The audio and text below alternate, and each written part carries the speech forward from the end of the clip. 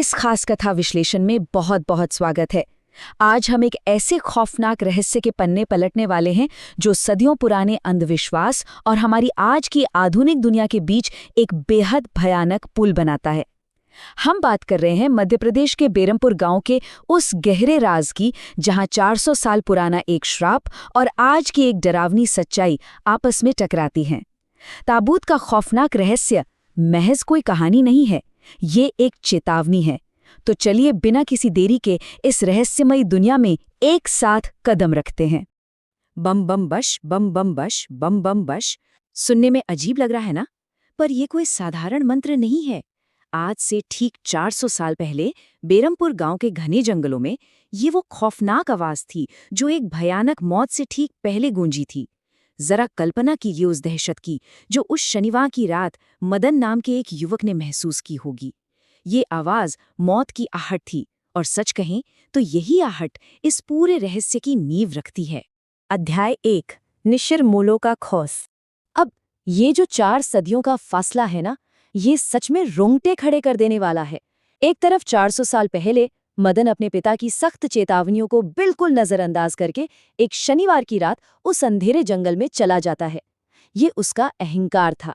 और दूसरी तरफ ठीक आज के समय में शहर की एक रिसर्चर मेघना लगातार बेहद भयानक और जीवन सपनों का शिकार हो रही है। सदियों पहले की गई एक घमंड भरी गलती और आज देखे जा रहे इन डरावने सपनों के बीच एक बहुत गहरा और सच कहूं तो जानलेवा संबंध है। तो सवाल उठता है कि ये निशिर-मोलो आखिर बला क्या हैं?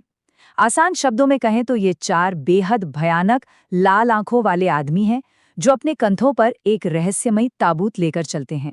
मदन के पिता ने उसे साफ चेतावनी दी थी कि ये शनिवार की रात गांव में घूमते हैं, और इनका सबसे खतरनाक नियम क्या है? अगर कोई भूल से भी इनकी आंखों में देख ले तो उसकी मौत एकदम निश्चित है। ये कोई ऐसी वैसी दंतकथा नहीं थी, बल्कि बेरमपुर का एक अटल नियम है जिससे बच पाना नामुमकिन माना जाता है। और मदन ने बिल्कुल वही नियम तोड़ा था। जब अगली सुबह मदन की लाश एक बरगद के पेड़ के पास मिली तो उसका चेहरा एक ऐसी अकल्पनीय दहशत से जम चुका था जिसे देखकर किसी की भी रूह कांप जाए। उसकी आंखें डर से फटी हुई थीं, मानो मरने से ठीक पहले उसने कोई ऐसा खौफनाक मंजर देखा हो जिसे किसी इंसान का दिमाग बर्दाश्त ही नहीं कर सकता। निशिर-मोलो का सामना करने की असली और खौफनाक कीमत यही है। अध्याय 2, मृत्युंजय अमृत की खोज। यहाँ विज्ञान और रहस्य का एक बहुत ही दिलचस्प संगम देखने को मिलता है। हमारे पास 2 सुराग हैं। एक तरफ मेघना के बुरे सपने हैं, जिसमें वो एक घना अंधेरा जंगल, एक विशालकाय हमलावर पक्षी और हरे रंग का कुछ तरल पदार्थ टपकता हुआ एक पेड़ देखती है। और दूसरी तरफ है इशिता का एकेडमिक शोध, जहां उसे पुरानी लोक कथाओं की एक किताब मिलती है जिसमें एक जादुई हरे तरल पदार्थ का जिक्र है जो प्रोफेसर जयदेव के लिए एक एंटीडोट यानी काठ बनाने के काम आ सकता है। जब इन दोनों कड़ियों को जोड़ा जाता है तो पता चलता है कि दोनों का रास्ता सीधे उसी खौफनाक बेरमपुर गांव की तरफ मुड़ रहा है। यह मृत्युंजय अमृत ही इस पूरी कहानी का सबसे अहम हिस्सा है। पुरानी लोक कथाओं के मुताबिक ये जीवन देने वाला एक ऐसा जादुई हरा तरल पदार्थ है जो केवल पूर्णिमा की रात को एक खास पेड़ से टपकता है। और बिल्कुल यही वो अनमोल चीज है जिसे हासिल करने के लिए हमारी दोनों आधुनिक रिसर्चर्स दिल्ली से निकलकर अपनी जान जोखिम में डालने के लिए तैयार हो जाती हैं। अध्याय 3, बेरमपुर में मनहूस दस्तक। अब देखिए, यहाँ 2 बिल्कुल अलग दुनियाएं आपस में कैसे टकराती हैं। एक तरफ शहरी तर्क है, लड़कियां पूरी तरह से अपने वैज्ञानिक शोध के गुरूर में है और वहाँ के स्थानीय अंधविश्वासों को पूरी तरह खारिज कर रही हैं। लेकिन दूसरी तरफ है गांव की वो खौफनाक सच्चाई। जैसे ही वो गांव में कदम रखती हैं, अचानक एक भयानक धूल भरी आंधी आती है जो सीधे सूरज को ढक लेती है, और उसी पल घरों और मंदिर में जल रहे दीपक रहस्यमय तरीके से एक साथ बुझ जाते हैं। ये महज कोई मौसम का बदलाव नहीं था, ये एक बहुत ही स्पष्ट और मनहूस चेतावनी थी। गांव में अपनी असली मंशा छिपाने के लिए वो एक कवर स्टोरी बनाती हैं। वो दावा करती हैं कि वो एक स्टडी के लिए 5 स्थानीय गांवों पर शोध कर रही हैं।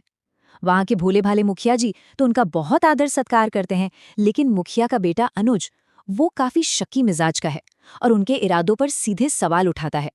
और इन सब के बीच गांव का पुजारी आसमान में काले घूमते हुए सायों को देखकर किसी बड़े खतरे की आशंका जता रहा है। मतलब गांव की हवा में जो तनाव है ना, उसे साफ महसूस किया जा सकता है। अध्याय 4 आधी रात का राजमहल। अब शुरू होती है आधी रात की एक ऐसी योजना जिसका हर कदम जानलेवा जोखिम से भरा है। पहला कदम, रात के ठीक 12 बजने का इंतजार करना ताकि पूरा घर गहरी नींद में सो जाए। दूसरा, उसी शक्की अनुज को अपना गाइड बनाकर चुपचाप घर से बाहर निकलना। तीसरा, गांव की उन अंधेरी, तूफानी और खतरनाक गलियों से बचकर गुजरना। और आखिरी कदम, राजा सूरजभान के उस सालों से बंद पड़े प्राचीन महल में एक जाम हो चुकी खिड़की के रास्ते अंदर घुसना। बस एक छोटी सी गलती और पूरा खेल वहीं खत्म। महल के अंदर घुसते ही एक अजीब सा खौफनाक सन्नाटा छा जाता है और तभी मेघना कहती है, ऐसा लगता है कि इस जगह को मैंने पहले कहीं देखा है। सच में ये शब्द रोंगटे खड़े कर देने वाले हैं, क्योंकि ये बिल्कुल वही महल है जो उसे अपने उन डरावने सपनों में दिखाई देता था। अतीत और वर्तमान अब एक दूसरे से बहुत भयानक रूप में टकरा चुके हैं। अध्याय 5 ताबूत का खौफनाक रहस्य। इधर महल में सब हो रहा है और उधर गांव के बाहर दहशत का पूरा बांध टूट चुका है। हवा का बहाव एक भयंकर तूफान में बदल जाता है। बुरी तरह डरा हुआ पुजारी आधी रात को मुखिया को जगाकर एक खौफनाक खबर देता है कि निशिर मोलो, जो सदियों से सोए हुए थे, वो अब जाग चुके हैं और वो डरावना मंत्र बम बम बश एक बार फिर गांव की अंधेरी सड़कों पर गूंजने लगा है। पूरा का पूरा गांव दहशत के मारे अपने घरों में दुबक गया है। मौत का खौफ अब साक्षात सड़कों पर उतर आया है। और सबसे डरावनी बात यह है कि एक ही समय पर 2 खौफनाक घटनाएं घट रही हैं। एक तरफ महल के अंदर मेघना, इशिता और अनुज को अचानक सिपाहियों के भारी जूतों की गूंज सुनाई देती है और फिर एक दरवाजा बहुत ही जोर से झटके के साथ खुलता है।